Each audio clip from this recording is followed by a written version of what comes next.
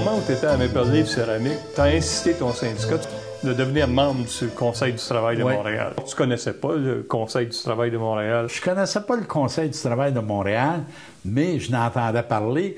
Puis là, c'est au PCO qui me dit « Hey, Sylvestre, ce serait le fun si tu allais au Conseil du travail de Montréal, qui est une instance régionale qui regroupe tous les syndicats FTQ. » Puis j'avais pris mon vice-président, Réal, un petit gars du Saguenay-Lac-Saint-Jean, un radical, là, tu sais, là, il est vite sur le gun. Et puis, lui, il comprenait pas le CTM, là, tu sais, c'était des grandes revendications, puis tout ça, là. Ben, il dit, ouais, mais là, il dit, ça touche pas les travailleurs, ça ne me touche pas, là, tu sais, là. Bon.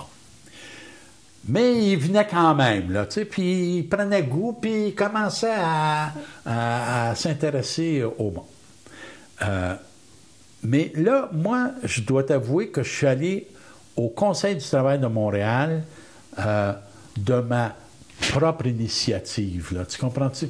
J'étais pas du tout mandaté, puis il n'y a jamais personne, même mon là non plus, il n'y a pas de service commandé. Juré. Non, je te crois. Moi, là. Oui, tu sais, moi, je te dis pas les autres, là. Tu sais, on en connaît qui ont été... des métallos, par exemple. Oui, c'est ça. Puis même du SCFP. Puis vous autres, vous êtes à l'aise quand vous arrivez au CTM? Ben, écoute bien, c'était sûr. La guerre du Vietnam, puis la mondialisation, puis tout ça, là, Mais une bonne partie de ces débats-là étaient souvent introduits par des groupes. Oui. Et non pas par des militants non politisés. Ben oui. Puis, il y avait une préoccupation parce qu'on était formés à ça, là. Ouais. Moi, je trouvais ça tout à fait légitime. Ouais.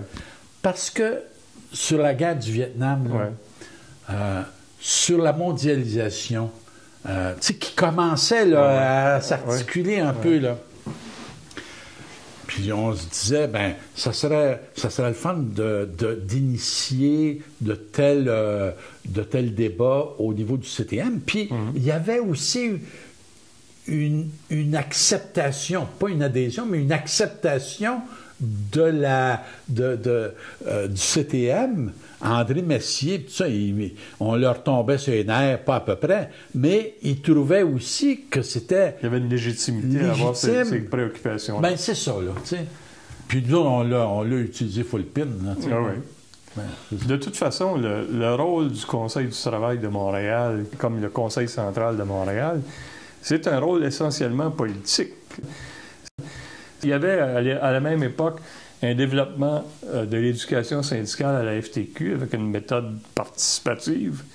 Est-ce que tu as pris connaissance de ça à cette époque-là? Absolument. Entre autres, j'ai organisé la première session de formation en santé-sécurité avec Jean-Marie Gontier. Bon. De Pratt & Whitney, oui. United Aircraft. Oui. Et qui est venu donner... Il me semble que c'était avec Roger Genet, mais là, je ne suis pas sûr. Là. Ouais.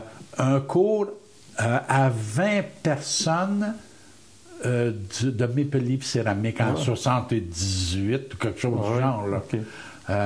Donc, moi, je reconnaissais la légitimité de ça. Même si je pouvais être critique par rapport à la loi 17, il n'en demeurait pas moins qu'on disait « Hey, c'est vraiment... » très important qu'on puisse se mobiliser autour de ça. Là. Oui, puis en tirer le meilleur parti. Ben, voyons donc, c'est sûr. Alors, dans ce sens-là, moi, j'étais très FTQ. Tu sais, là, je me disais, c'est bien beau les idées, là, mais encore faut-il que ça se traduise dans la mobilisation du monde. Là.